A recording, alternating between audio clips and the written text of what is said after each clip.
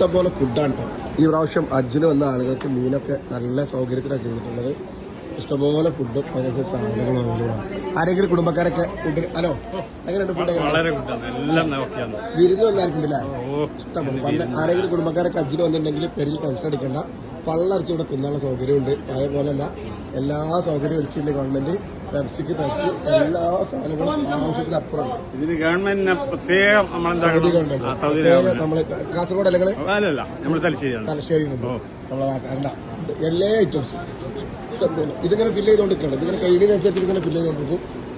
എത്ര വേണമെങ്കിലും പാലാണെങ്കിലും കൂട്ടാണെങ്കിലും ഐസ്ക്രീം ഉണ്ട്. കല്യാണത്തിന് വിരുന്നിന് വന്നവർക്കാണ് ആളുകളുടെ അവസ്ഥ. ഫുള്ള് സാധനങ്ങൾ ഫുഡും നല്ല സൗകര്യങ്ങളും ഒരുക്കിയിട്ടുണ്ട് ഗവൺമെന്റ്. ഹജ്ജ് പണ്ടൊക്കെ പറയാനൊക്കെ മീനയിലൊക്കെ പോയി കഴിഞ്ഞാൽ ആകെ ബുദ്ധിമുട്ടാണ്. അതൊക്കെ മാറി അടിപൊളിയായിട്ട് സൗകര്യങ്ങളൊക്കെ ഒരുക്കിയിട്ടുണ്ട്. നിന്ന് തളർന്നിരിക്കുന്ന ആളുകൾ വരെ ഇവിടെ ഒക്കെ ഉണ്ട്. എങ്ങനെയുണ്ട്? ഗവൺമെന്റ് നല്ല ഡെവലപ്മെന്റ്, ഓരോ കൊല്ലം ഗവൺമെന്റ് ഡെവലപ്മെന്റ് ചെയ്യാണ്.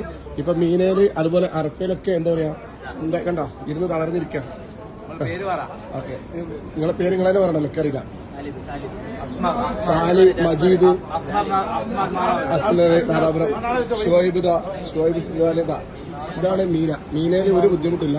വ്യാപാരക്കാരൊക്കെ ഉള്ളത്, നല്ല സൗകര്യം, നല്ല ഫുഡ്. കുടുംബക്കാരെങ്കിലും ഹജ്ജിന് വന്നിട്ടുണ്ടെങ്കിൽ ഇതെല്ലാവർക്കും ഒന്ന് ഷെയർ ചെയ്ത് കൊടുക്കുക.